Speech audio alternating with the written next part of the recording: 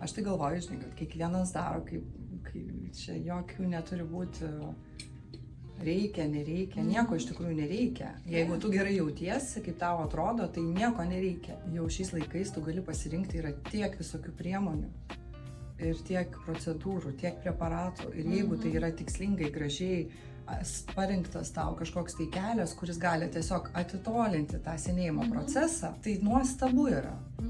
Žinai, ir taip, gal mūsų močiutės anksčiau ten dašinukais veidą pasitepdavo ir buvo labai gražus.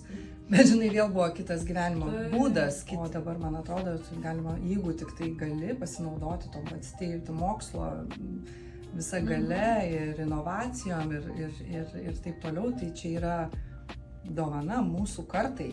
Ypatingai mano, sakyčiau, amžiaus jaunom moterim.